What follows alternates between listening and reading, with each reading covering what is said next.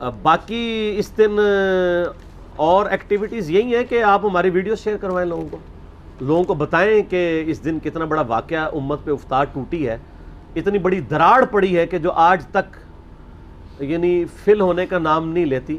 اللہ کا شکر ہے ہماری ویڈیوز کی برکت سے اب اس کی ہیلنگ شروع ہو گئی ہے۔ ہیلنگ ضروری ہے، ورنہ تو امام مہدی علیہ السلام سنی میں آگے تو شیعہ نے انکار کر دینا ہے، شیعہ میں آگے تو سنیوں نے انکار کر دینا ہے۔ تو یہ ضروری ہے کہ امام مہدی کے آنے سے پہلے پہلے یہ سنی شیعہ کی تفریق اور اس کے اندر بھی جو سب ڈویژنز ہیں وہ ختم ہو کے لوگ جھوم جھوم کے کہیں کہ نہ میں وہابی، نہ میں بابی، میں ہوں مسلم علمی کتابی، نہ ہم سو کالڈ وہابی ہیں، کوئی علمی بات کر دے اسے وہابی کا طعنہ دیتے ہیں، اور نہ ہم بابوں کا دفاع کرنے والے باب بھی ہیں، ہم عام سے مسلمان ہیں علمی کتابی۔ تو یہ کرنا چاہیے۔ باقی جو خلاف شرع ایکٹیویٹیز ہیں وہ نہیں ہونی چاہیے، میں تو ان چیزوں کو کنڈیم کرتا ہوں۔ پروگرام کروائیں، مجالس کروائیں، اس میں اہل بیت کا ذکر کریں، بالکل اجتہاداً یہ ٹھیک ہے۔ ربیع الاول شریف میں نبی علیہ السلام کا مبارک ذکر کریں، بالکل ٹھیک ہے۔ میں نے بتایا سب کے سب کر رہے ہیں۔ اب بڑا دکھ ہوتا ہے، اب یہ پچھلے دنوں آپ دیکھیں پرسوں جمعہ تھا 6 محرم کا، اب 6 محرم کے جمعے میں بجائے فضائل اہل بیت بیان کرنے کے آپ اور طرف لگ پڑے میں، خصوصاً اہل حدیث کی آپ ممبروں سے دیکھیں گے تو وہ شیعہ کے خلاف تقریریں کر رہے ہوں گے، اور محرم کے چاروں جمعے اسی میں گزار دیں گے، تو پھر اہل بیت کا ذکر کب آئے گا؟ اس کے اوپر کیوں نہیں ٹائم لگاتے؟ آپ کریں، اپنی بڑھاس نکالیں، اگر شیعہ کو حق ہے تو آپ کو بھی حاصل ہے، کریں آپ ضرور، لیکن اہل بیت کو اگر آپ آن کرتے ہیں تو ان کا بھی ذکر خیر کر لیں۔ ٹوٹل آپ کے اسی اوپر لگا ہوا ہے، اور جناب آپ عظمت صحابہ، اور عظمت صحابہ سے مراد خلفائے راشدین نہیں ہوتے، وہ 2-3 بندے ہی ہیں جن کی عظمت کی ان کو فکر پڑی ہوئی ہے، ٹھیک ہے، جن کی عظمت بخاری اور مسلم میں بڑے اچھے طریقے سے بیان ہوئی ہے، وہ میرا واقعہ کربلا والا ریسرچ پیپر پڑھ لیں۔ زیادہ میں زبان درازی نہیں کرتا۔ میرا یوٹیوب پہ ایک کلپ ہے، لاکھوں لوگوں نے دیکھا ہے، رپلائی ٹو مولانا الیاس قادری اون حضرت معاویہ رضی اللہ تعالیٰ عنہ، اس میں نے وہ ساری عظمتیں کھول کے بیان کی ہیں، وہ آپ دیکھ لیجیے گا، بخاری مسلم کی روشنی میں، اصول الکافی کی روشنی میں نہیں۔ ٹھیک ہو گیا؟ اگلا سوال یہ ہے کہ محرم الحرام میں اہل تشیع کی جانب سے ماتم، جھولے، تابوت اور اس طرح کے جو افعال کیے جاتے ہیں، کیا یہ شرعی طور پہ درست ہیں؟ کوئی شریعت سے اس کا تعلق نہیں، سب کی سب بدعات ہیں، دین کے اندر ایگزیجریشن کی گئی ہے، اور اس سے بھی آگے بڑھ چکے ہیں، اب تو زنجیر زنی اور چھریاں مارنے تک بات آ چکی ہے۔ حالانکہ مفتی اعظم جو ہیں ایران کے خامنائی صاحب، ان کا فتویٰ ہے کہ یہ حرام ہے چھری مارنا اپنے آپ کو، لیکن آپ کو پتہ ہے انڈیا، پاکستان، بنگلہ دیش میں جو شیعہ ہیں یہ تو شیعہ ہے ہی نہیں ہے، یہ تو ذاکرین کے فالورز ہیں، کوئی علمی شغف ان کا ہے نہیں ہے۔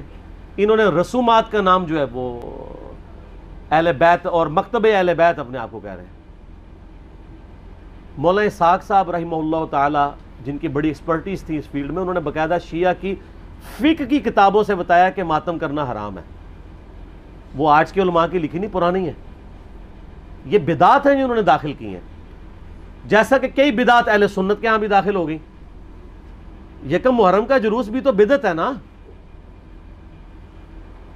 اگر 10 محرم کا بدعت نکالا ہوا انہوں نے، پروگراموں کے میں خلاف نہیں ہوں، آپ کریں، سارے خلفائے راشدین کے پروگرام کریں، لیکن سڑکیں بلاک کر کے لوگوں کو تکلیف میں ڈالنا، مریض ہاسپٹل تک نہ پہنچ سکیں، بچے سکولوں تک نہ پہنچ سکیں، اور اس طریقے سے یہ معاملات کو کرنا، یہ نہیں ہونا چاہیے۔ آپ کنٹرول انوائرمنٹ کے اندر کسی گراؤنڈ میں سرمنی کریں، کسی مسجد میں کریں، کسی امام بارگاہ میں کریں، ضرور کریں، لیکن یہ جو باقی جو چیزیں، یہ جھولے اور ذوالجناح کے جلوس نکالنا، اور یہ پنجے اور اس کے نیچے سے گزرنا، اور پھر آج کل تو گھوڑوں کو دفنا بھی رہے ہیں، ٹھیک ہے، تو یہ سب کی سب بدعات ہیں دین میں داخل کی ہیں، اور اس کی وجہ سے شیعہ کی ان ایکٹیویٹیز نے یعنی مکتب اہل بیت کو نقصان پہنچایا ہے۔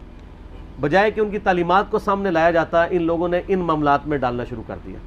ماتم بھی بالکل حرام ہے۔ میں نے یوٹیوب پہ میرا کلپ آلموسٹ 20 لاکھ کے قریب لوگ دیکھ چکے ہیں، ماتم کے حق میں شیعہ کے 3 دلائل، میں نے اس کا جواب دیا ہے، اور اس میں جو ایک ٹاپ آف دا لسٹ یہ پیش کرتے ہیں، میں حصول برکت کے لیے عرض کر دیتا ہوں۔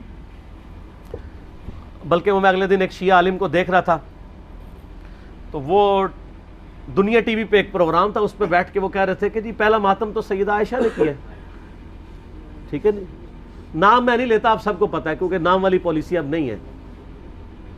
تو اب اس بیچارے کا بھی قصور نہیں ہے, اس نے اپنے بابوں سے ہی سنا ہوا ہے. اس نے مسند احمد خود کھول کے بھی نہیں کبھی دیکھی ہوگی, سنی انہوں نے نہیں کھولی بھی, تو اس بیچارے نے کہاں سے کھولنی ہے, جن کی اپنی کتاب ہے. ہم نے بہت پہلے ریکارڈنگ کرا دی کہ مسند احمد میں آگے الفاظ ہیں. سیدہ عائشہ کہتی ہیں, اتنا حصہ تو بخاری مسلم میں بھی موجود ہے, کہ نبی علیہ السلام کی وفات میری گود میں ہوئی. تو سر اس سے سیدہ عائشہ کی یہ فضیلت تو ثابت ہوئی کہ اللہ تعالیٰ نے اپنے محبوب صلی اللہ علیہ وسلم کو سیدہ عائشہ کی گود میں وفات دی, تو یہ فضیلت بھی تو ثابت ہو رہی ہے نا. تو یہ بھی فضیلت پھر مانے نا. جیسا کہ اہل حدیث جب وہ موزوں پہ مسح, جرابوں کے مسح کی بات شروع کرتے ہیں تو کہتے ہیں وہ تو بخاری مسلم میں پگڑی پہ مسح کی بھی حدیث ہے. تو ہم کہتے ہیں اس سے صرف پگڑی کا مسح نہیں, پگڑی بھی تو ثابت ہو رہی ہے نا. لال رومال لاؤ تو پگڑی پاؤ. تو شیعہ جب کہتے ہیں کہ سیدہ عائشہ کی گود میں نبی علیہ السلام کی وفات ہوئی, تو سیدہ عائشہ کی تو فضیلت ثابت ہو رہی ہے. پھر وہ بخاری میں واقعہ بھی ہے مسواک والا. تو مسند احمد میں آگے الفاظ ہیں کہ سیدہ عائشہ کہتی ہیں, جب نبی علیہ السلام کی وفات ہوئی تو میں نے آپ کا سر تکیے پہ رکھا اور باقی عورتوں کے ساتھ مل کے میں نے اپنے چہرے کو پیٹنا شروع کر دیا. وہ کہتے ہیں نہیں دیکھیں نہیں, یہ ماتم کا آغاز تو وہیں سے ہوا ہے, لیکن اس کے آگے الفاظ ہیں کہ یہ میری کم عمری اور ناسمجھی کا نتیجہ تھا. تو اگر یہ انہوں نے ثواب سمجھ کے کیا ہوتا تو کہتی کہ یہ میری میچیورٹی اور ثواب کے حصول کا ذریعہ تھا. تو سیدہ عائشہ کا رجوع ثابت ہے. یہاں پہ بھی ایک دفعہ جن دنوں میں ہم مناظرے وغیرہ کر لیا کرتے تھے, یعنی آج سے 10 سال پہلے کی بات کروں, تو ایک شیعہ ذاکر آئے تو وہ بھی کتاب اٹھا کے اپنی لے آئے کہ جی یہ سیدہ عائشہ نے. میں نے کہا یار تمہیں بھی دھوکہ دیا کہ ہم مسند احمد کھول کے آپ کو دکھاتے ہیں, یہ تو ہمارے حق میں دلیل ہے. تو یہ آدھی روایتیں بیان کرتے ہیں. تو سیدہ عائشہ کا کوئی ماتم ثابت نہیں. دوسری دلیل یہ وہ قرآن پاک سے لیتے ہیں کہ جب فرشتوں نے آگے بشارت دی سیدنا ابراہیم کی جو پہلی بیوی تھی سارہ, کہ ان کے ہاں بھی اب اولاد ہوگی, تو انہوں نے حیرانگی میں اپنا چہرہ پیٹا تھا. جیسے عورتیں کہتی ہائے اب بڑھاپے میں ایک 80-90 سال کی بڑھیا پریگننٹ ہو جائے تو وہ تو پریشان ہی ہوگی نا. یہ انہوں نے, یہ تو نہیں تھا کہ ہر سال وہ چہرہ پیٹنا شروع کر دیتی, ایک واقعہ تھا اور اسے ماتم کا ثبوت نکال لیتے ہیں. یعنی کوئی بات دیکھا کریں, اس طرح چیزوں کا ثبوت نہیں نکلتا. اور تیسرا وہ کہتے ہیں ویسے کرنی نے دانت توڑ دیے تھے. دیکھیں اس میں تو میں نے اتنی بڑی ان کو پھکی دی ہے کہ وہ تو قیامت تک بھی ڈکار آتے رہیں گے اس کے. ہاں میں نے بتایا کہ بخاری مسلم دونوں میں موجود ہے کہ سہل ابن سعد السعدی رضی اللہ تعالیٰ عنہ کہتے ہیں کہ اللہ کی قسم میں جانتا ہوں کہ غزوہ احد کے موقع پہ جب نبی صلی اللہ علیہ وسلم کے دانت شہید ہوئے تھے اور آپ کا خون نہیں رک رہا تھا, تو کس نے نبی علیہ السلام کے زخم کو دھویا تھا اور کس نے مرہم پٹی کی تھی. تو انہوں نے بتایا کہ ڈھال میں سیدنا علی جو ہے پانی لے کر آئے اور ڈھال کو الٹا کریں تو پیالہ بن جاتی ہے. تو سیدہ فاطمہ اس زخم کو دھوتی تھی, اور جب خون نہیں رک رہا تھا تو سیدہ فاطمہ نے ایک کاٹن کا کپڑا جلا کے اس کی راکھ رکھی تو وہ خون رک گیا. یہ سہل ابن سعد السعدی آل امیہ کے دور میں سیدنا علی کی فضیلت بیان کیا کرتے تھے بخاری مسلم میں, قسمیں اٹھا اٹھا کے, کیونکہ حج کے موقع پہ لوگ ان کو آ کے ملتے تھے کہ اب چند ایک صحابہ زندہ رہ گئے, ان میں سے ایک ہی ہیں. تو وہ پھر آل امیہ کے دور میں مولا علی کے فضائل بیان کرتے تھے. تو میں نے یہ پھکی دی ہے کہ جس شخصیت کے سامنے دانت شہید ہوئے ہیں اس نے تو اپنے دانت نہیں توڑے. زیادہ افیکٹ تو اس بندے پہ ہو جس نے اپنی آنکھوں کے سامنے مرم پٹی کی, یعنی سیدنا علی اور سیدہ فاطمہ, انہوں نے دانت توڑے ہیں دونوں نے. کیا تو کیا اویسے کرنی کو آپ ان سے بڑا عاشق رسول کہیں گے؟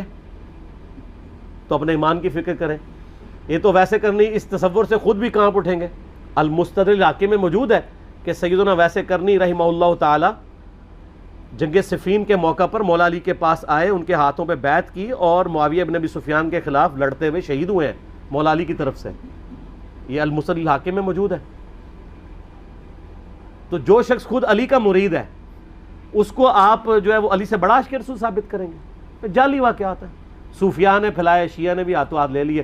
اس سے بڑی بات پھر کہنا شروع کر دیا کہ جناب کیلا ویسے کرنے کے لیے نازل ہوا ہے. اور ظالموں, وہ کیلے کا ذکر قرآن میں موجود ہے. کیلا پہلے دا ہے, اللہ دے بندیو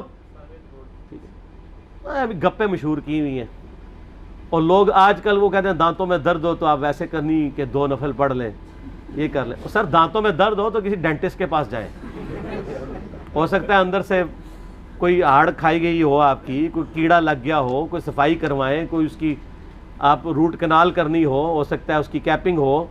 ٹھیک ہے، تو یہ اس طرح کی کہانیاں نہ کرایا کریں. ہاں مسواک بھی کریں، وہ تو کرنی چاہیے جی، اس کی تو تاکید ہے. ٹوتھ برش بھی کرنا چاہیے. ٹھیک ہو گیا، صحیح ہے جی. اس سے یہ پوچھنا تھا کہ ویسے کرنے کی سنت پہ عمل کرتے ہوئے دانت بھی موجود ہیں، کیلے بھی موجود ہیں. ہاں جی، کیا مطلب؟ اگر ویسے کرنے کی سنت پہ عمل کیا جائے ہاں پاسبل ہے. ہاں بالکل صحیح بات ہے. یہ مشورہ دے رہے ہیں کہ جو ویسے کرنے کی دلیل لیتے ہیں وہ ان کے دانت توڑیں اپنے، کیلے ان کے لیے موجود ہیں. بالکل ٹھیک. اگر اجازت دیں ایک حوالہ بتا دوں یہ علمی لوگوں کے لیے. یہ ایک شیعہ بھائی ہیں نادر زبیری نام کے، rivalikalislam.com کی ویب سائٹ ہے. انہوں نے اس میں پورا آرٹیکل دیا ہے جس میں انہوں نے ثابت کیا کہ شیعوں کے پاس کچھ بھی نہیں اس معاملے میں، سارا صوفیوں سے لیا. ہاں لیکن شیعہ اس کو مانتے نہیں ہیں نا، اس لیے ان کا حوالہ ہم کوٹ نہیں کر سکتے. نادر کو وہ کوٹ ہی نہیں کریں گے. جس طرح ڈکو صاحب کا ہم حوالہ دیں، وہ کہتے ہیں ڈکو تو وابی ہے، وہ کہتے ہیں وابی شیعہ. تو شیعہ کو وہی حوالہ دینا ہوگا جس کو وہ اون کرتے ہوں. جس طرح میں نے خامنائی صاحب کا کیا، ان کو وہ اون کرتے ہیں نا. اس طرح کا تو جو بھی بات کرے گا اس کو تو نکال کے پرے مارتے ہیں. جیسے اب اہل حدیث کو مولانا اسحاق صاحب کا حوالہ تو نہیں دیا جا سکتا، کیسے دیں؟ ٹھیک ہے، وہ انہوں نے نکال دیا ہوا ہے. ٹھیک ہو گیا. اچھا اگلا سوال یہ کہ محرم کے مہینے میں عموماً جو ہیں وہ سنی اور شیعہ بھائیوں کے درمیان جو ڈیبیٹس ہوتی ہیں، ڈسکشنز ہوتی ہیں، تو وہ جو ہیں اہل سنت ہیں وہ اہل تشیع بھائیوں کو رافضی کہہ رہے ہوتے ہیں، اور جو اہل تشیع ہیں وہ اہل سنت میں ان کو نازبی، خارجی، یزیدی کہتے ہیں. تو یہ جو اصطلاح ہیں یہ آپس کے ٹسل میں ہی ڈیوائز ہو گئی ہیں یا یہ واقعتاً کوئی پیچھے سے اس کا؟ دیکھیں اصطلاح تو اپنی اصل میں موجود ہے، لیکن اس کی امپلیمنٹیشن جو ہے نا وہ غلط ہو رہی ہوتی ہے. اپنے مقاصد کے لیے، پیٹ کے لیے ہو رہا ہے سب کچھ. ناسبیت کی اصطلاح شروع سے موجود ہے، رافضیت کی شروع سے موجود ہے. نسب عربی زبان میں کہتے ہیں کھڑا کرنے کو. ناسبی وہ لوگ ہیں جو سیدنا علی کے مخالفین تھے، ٹاپ آف دا لسٹ اس میں خوارج تھے جو بغض رکھنے والے تھے، یا اہل صفین. اہل جمل کو میں نہیں کہتا کیونکہ اہل جمل تو بیک فوٹ پہ چلے گئے تھے. اور دوسری طرف ناسبی کے اگینسٹ جو ٹرم یوز ہوتی ہے وہ رافضی ہیں جو سیدنا علی کی شان میں غلو کرتے ہیں. ظاہر ہے سر جب آپ 60 سال تک ممبروں کے اوپر سیدنا علی پہ لعنت کروائیں گے تو دوسری طرف سے بھی ریونج آئے گا. وہ حضرت علی کو بڑھائیں گے اور پھر وہ ہر اس بندے کو رگڑے میں لے آئیں گے جس سے آپ محبت کریں گے. جیسا کہ غلام احمد قادیانی دجال کرتا تھا، جس سے اس کی لڑائی ہوتی تھی نا اس کے بزرگ کو گالیاں دیتا تھا چاہے وہ اس کا اپنا بزرگ بھی ہو. یعنی مجھے بتائیں اگر ہمارا عیسائیوں سے دشمنی ہوگی تو کیا ہم حضرت عیسیٰ کی توہین شروع کر دیں گے؟ لیکن قادیانی چونکہ اس کا ذہنی توازن ٹھیک نہیں تھا وہ یہی کام کرتا تھا. میں نے پچھلے دنوں میرا جو ایک کلپ چڑھا ہے غلام احمد قادیانی یزیدی، اس میں میں نے حسین ابن علی کی جو اس نے گستاخیاں کی ہیں وہ دکھائی ہیں. وہ یہی تو بتایا کہ وہ حسین علیہ السلام کی اس لیے توہین کرتا ہے کہ آپ کو پتا ہے کہ قادیانیت کے سب سے زیادہ افیکٹو جو مکتبہ فکر ہے نا مسلمانوں میں وہ شیعہ ہیں، کیونکہ اس نے مہدی ہونے کا بھی دعویٰ کیا تھا تو کئی شیعہ بھی ساتھ لگ گئے تھے. اور دوسرے نمبر پہ عیسائی ہیں کیونکہ اس نے مسیح موعود ہونے کا دعویٰ کیا تھا. تو اس لیے وہ حضرت عیسیٰ کی بھی توہین کرتا ہے اور حضرت حسین کی بھی. کیوں؟ کاؤنٹر نیریٹو قادیانیت کے خلاف جب کھڑا ہوا ہے نا تو شیعہ نے اور عیسائیوں نے زیادہ مخالفت کی کیونکہ ان کی پبلک جا رہی تھی. تو انہوں نے کہا اچھا اب ان مولویوں کو نیچا کرنے کا طریقہ ہے کہ حضرت حسین کو نعوذ باللہ وہ الفاظ استعمال کرو جو میں نے ویڈیو میں ریکارڈ کرا کے HD کیمرے میں دکھا دیے ہیں.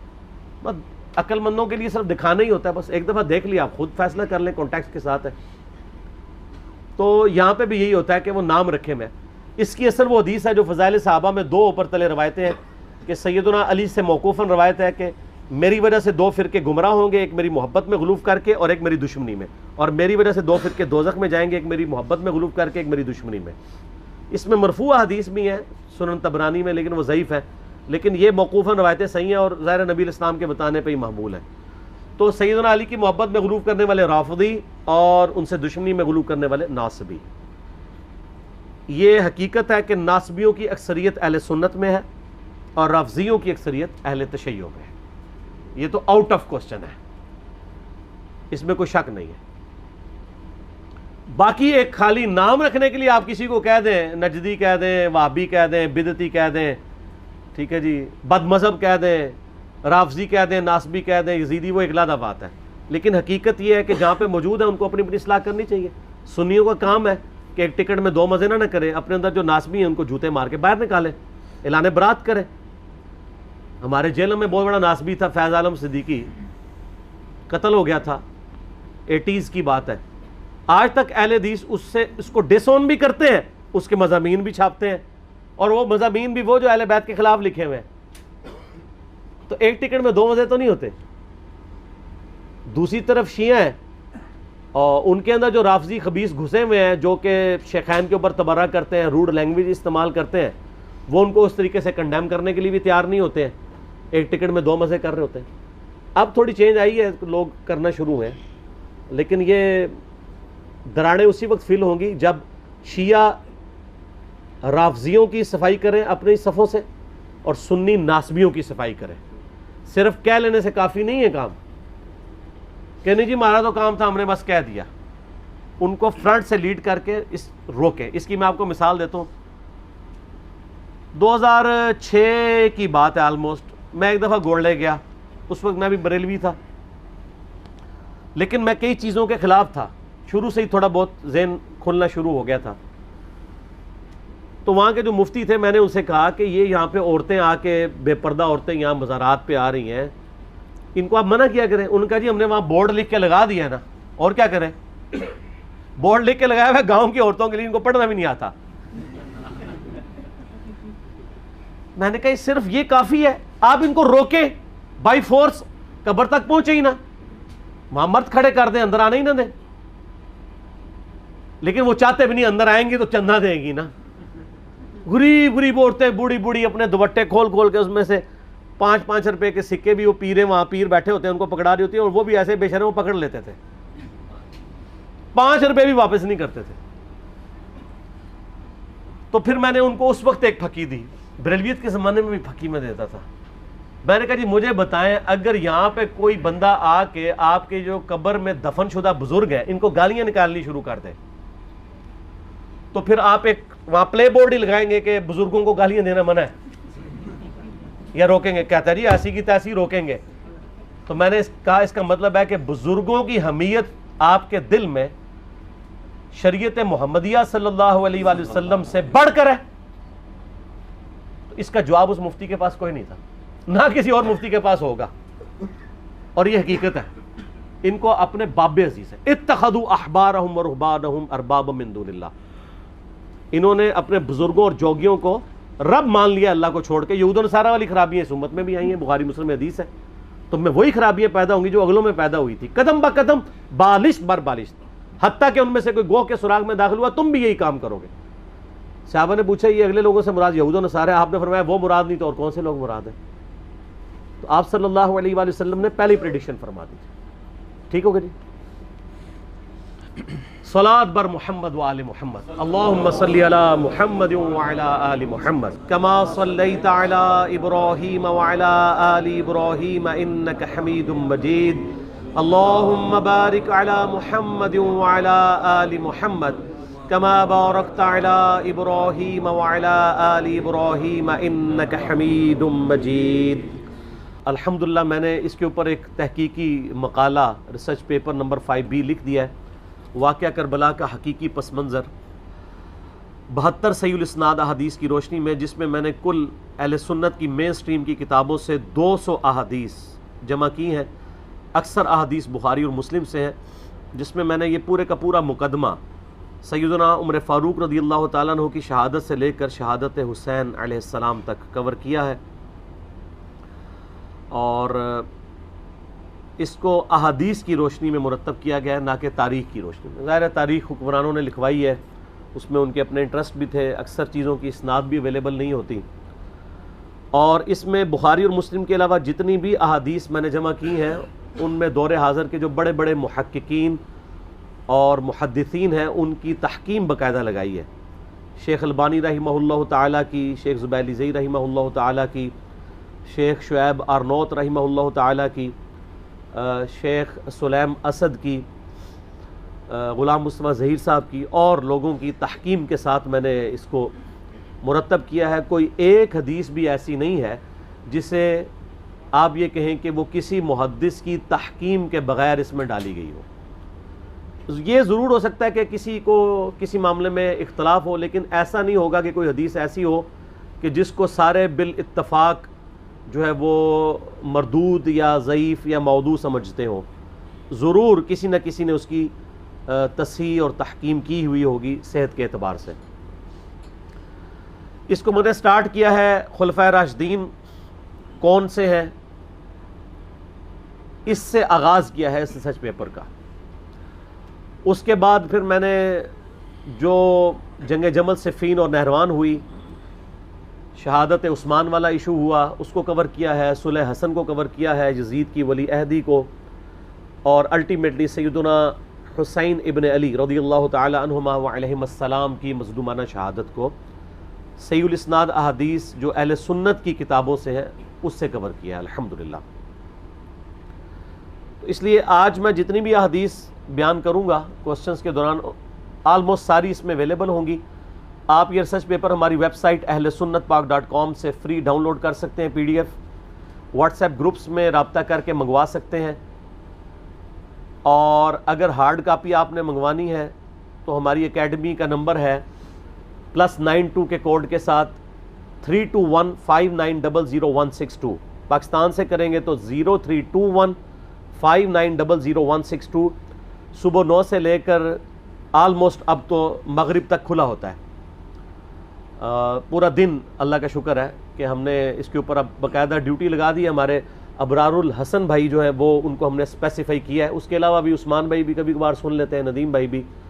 آپ نے یعنی اکیڈمی میں آنا ہے درس سننے کے لیے یا ریسرچ پیپر فری منگوانی ہے ڈاک، تو یہ بھی ریسرچ پیپر، اس کے علاوہ 8 ریسرچ پیپر، یہ ٹوٹل 9 بنتے ہیں، اور 3 اذکار کارڈ ہیں، صبح شام کے سنت اذکار، فرض نماز کے بعد کے سنت اذکار، اور جادو ٹونا وبائی امراض اور قدرتی حادثات سے بچنے کے سنت اذکار۔ یہ ٹوٹل 12 کا پیکج ہے جو ہم فری ایک سیٹ سب کو بھیجتے ہیں، آپ منگوا سکتے ہیں۔ ایک سے زیادہ سیٹ منگوانے ہو تو نو پروفٹ نو لاس کے اوپر، بلکہ تھوڑے سے لاس کے اوپر ہی ہم لوگوں کو بھجوا دیتے ہیں۔ کوشش کیا کریں سافٹ کاپیز کے ذریعے ہی کام چلائیں۔ آج کل چونکہ سافٹ کاپیز کا ہی موڈ ہے، آپ کسی کو اس کا اسکرین شاٹ لے کے شیئر بھی کروا سکتے ہیں۔ تو یہ ریسرچ پیپر خود بھی پڑھیں۔ محرم دعوت کا مہینہ ہے، ربیع الاول شریف دعوت کا مہینہ ہے، رمضان شریف دعوت کا مہینہ ہے۔ یہ وہ مہینے ہیں جس میں مسلمان بیدار ہوتے ہیں، اپنے اپنے ٹاپکس کو سرچ کرنا چاہتے ہیں، تو بڑا اچھا موقع ہے کہ آپ ان تک صحیح بات پہنچائیں اللہ کا نام لے کر۔